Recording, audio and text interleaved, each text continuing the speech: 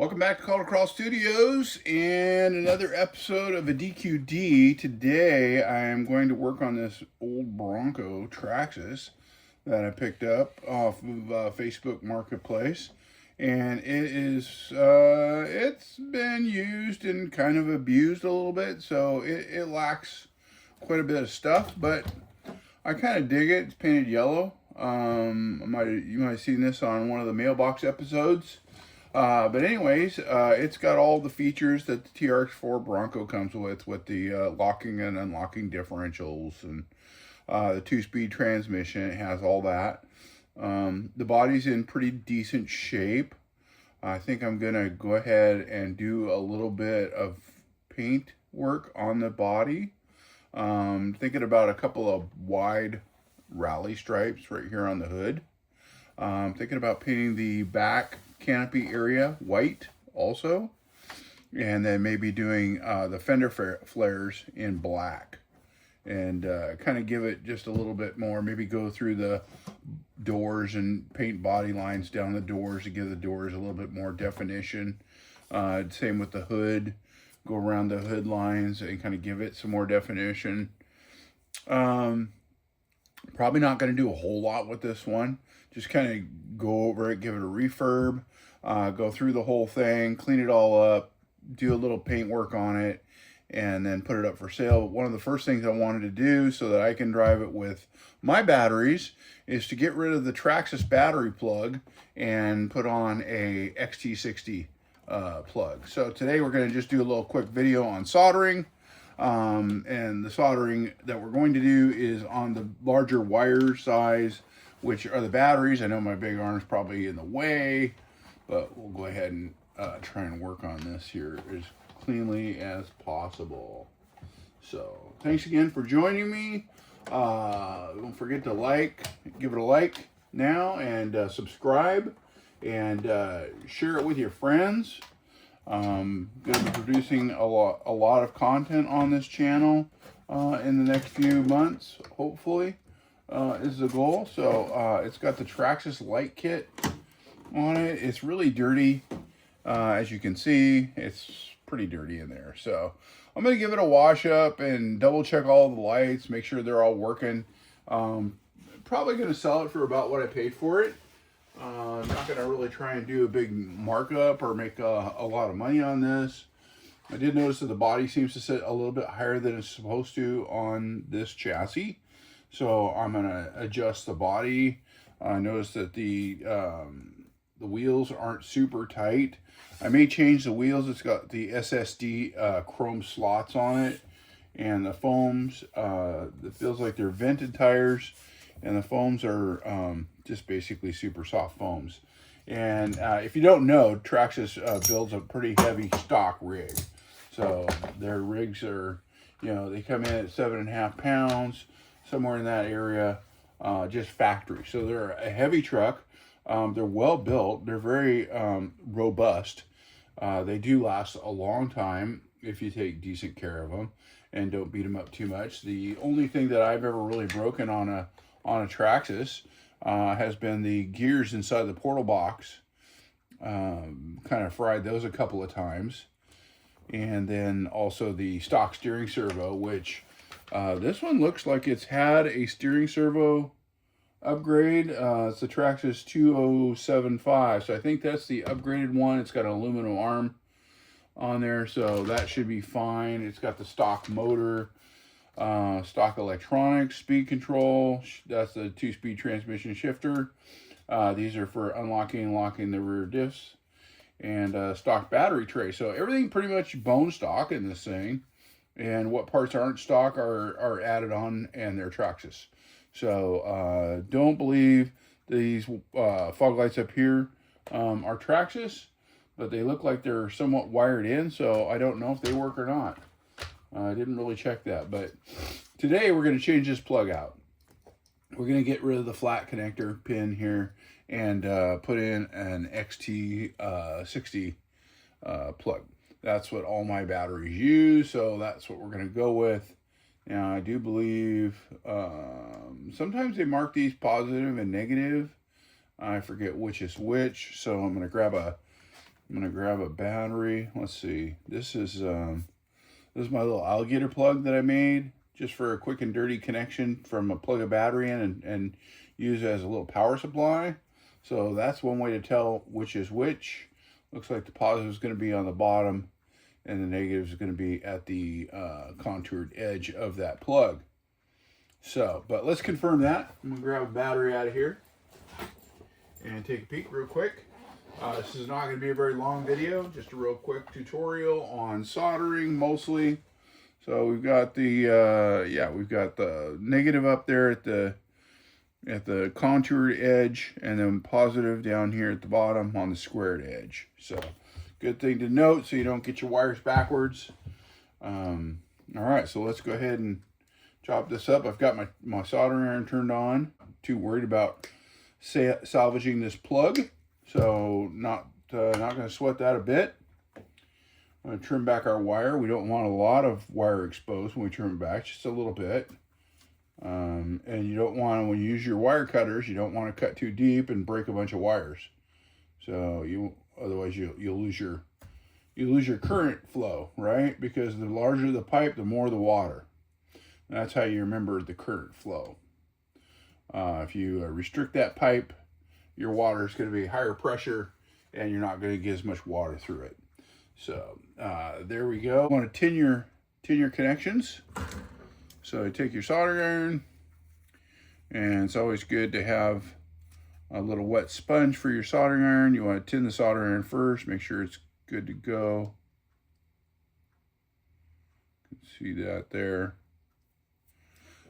Throw off that excess. Yeah, soldering iron's good and hot. So we're going to tin these. Don't need a bunch of extra on there, but we want to tin them so that when we put our wire in there, it's going to go ahead and accept that real easy. You want to make sure that you also have a decent size soldering iron. If you have one that is too small and doesn't get hot enough, it won't do a very good job on these wires because they're thicker wires.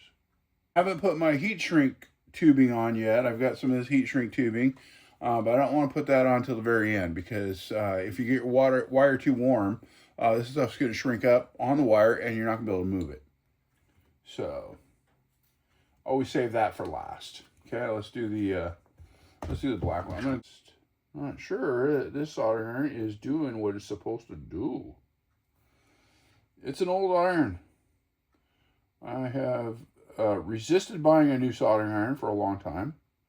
This is actually my dad's old soldering iron. And it's nice. It's got a soldering station. And it's great for small stuff. There we go.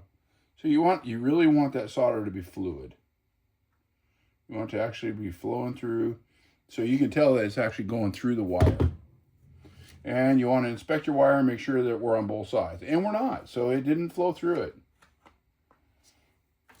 Which tells me that my heat is not hot enough. Okay, so I'm here and I've now got a soldering gun Radio Shack, so give you an idea how old that is. Me and my ancient equipment. It's a little dirty, so that tip is I'm going to grab a little sandpaper, clean it up a little bit. Try and do it before it gets hot.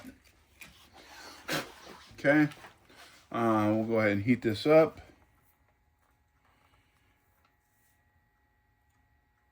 Oh yeah, so there we go. We got some heat going on there. And that's called tinning the gun.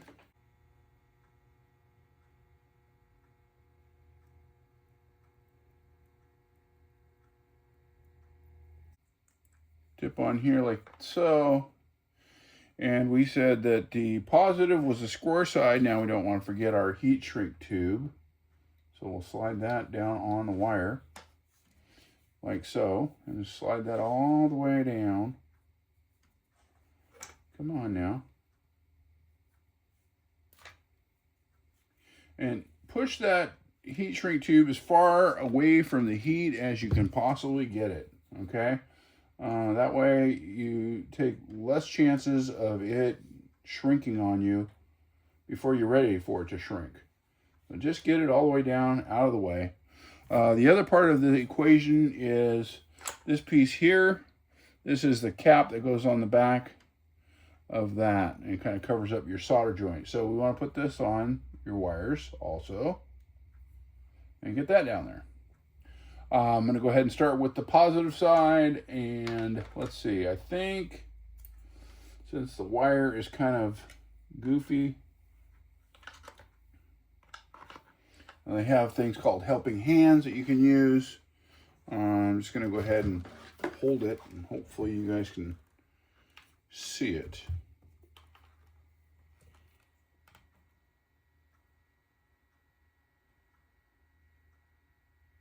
How many of you watching this right now actually have a YouTube channel? Would love to know about your channel.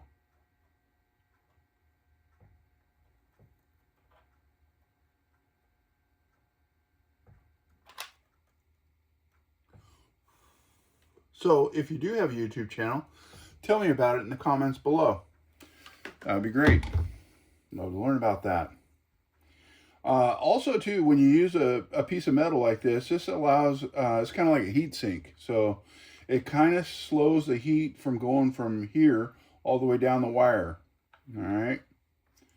Not 100%. So yeah, that solder joint, I'm pretty happy with that. We'll let that cool before I slide the blue heat shrink on top of it. But let's go ahead and do the black one next. Oh, that's hot. That's a lot of heat. If you have too much heat, it's also not going to work very well for you, because then you start to distort the plastic around the plug, and that is just a terrible solder joint. If you can see that behind my hand there, I don't want to get it's hot. But anyways, that is not a great solder joint. You don't want to stop there. Okay, the red one, that's good and solid. It's nice in the cup. The black one's just kind of hanging. It's attached, but it's hanging. And you get out there on the trail and you're out there playing, and all of a sudden you get a broken wire. Now you've got this wire that's kind of hanging loose, and it may be an exposed wire. And with a LiPo battery, that can cause problems for you. I know you probably can't see everything I can see on camera here, but we'll see if we can get it at least somewhat close for you. Boy, that's just not finding a spot. The best tutorial videos are the ones that that mistakes are made, I guess. I don't know. How about you? Almost feel like I need to do another one. Okay, kind of like that. So just during the cold temperature that I've been working on here, I kind of got it in a position where I want it. So we're going to go ahead and reapply solder to the iron. And see, that iron should be holding on to solder. And it's just kind of plopping off, which tells me that the soldering iron itself is kind of deady. All right, we're going to put this on here. And drop our solder iron on here. And everything's kind of moving.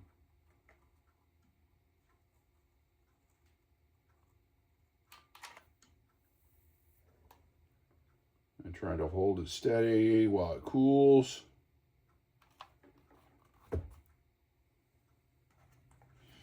All right, and we're ready for a visual inspection around the solder joint. Looks like we're in there. I don't see any, it's shiny. You want to look for, if the solder joint wasn't shiny, see how it's shiny. If it was all foggy and dull, that would be what they call a cold solder joint. But both those are shiny, and I feel pretty good about that. I don't think either one of those are going to let go anytime soon, so that's great. So let's go ahead and move our heat shrink on the red wire, since we've been working with the black wire. We'll pull the heat shrink up, maybe. So we're going to bring that right up over the solder joint like that. So we're covered up. And we're going to take a lighter, and we're just going to warm it up. And that is going to lock it in place, just like that. And just shrinks right on down to the wire. Okay, so let's bring up the black wire side. To get that heat shrink all the way up there. It did shrink a little bit on me. I'm really trying to push it up into the up inside there. What will be up inside there. And you want to push it up in there good, because it's going to shrink down just a bit, right? Okay, so that's up in there. I don't see any shininess, so we're going to go ahead and hit it with a lighter.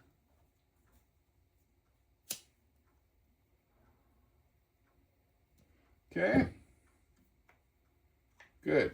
All right, and then this part here, the collar, will go over here and it'll just pop on just like that. And yeah, looks pretty pro. All right, so let's go ahead and we'll turn that guy off. Let's go ahead and plug a battery in. And I don't see any lights on or anything like that, so that's okay. Let's turn the remote control on. And then we'll turn our switch on. Okay, well, we've got a green light. All right, there's our steering. Let's just double check our forward. Yeah, we got forward. Reverse. Oh. Okay. So we don't, it doesn't have the, not set for like with the drag brake high and stuff. And on this speed control here, you got to go through and program it. I think it's like 5 beats. So I'll have to look at the book. Let's plug the body in and see if we've got any lights.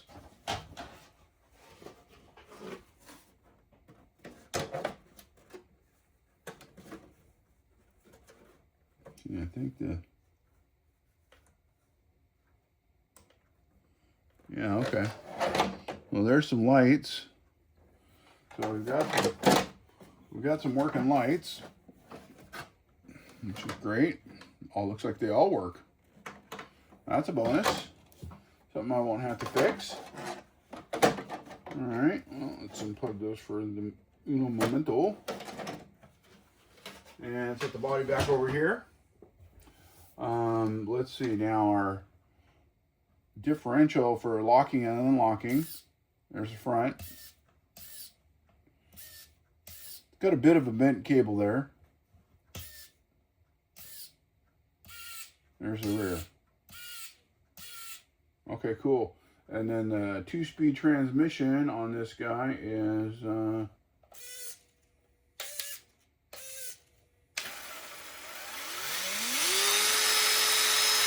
I think that's low.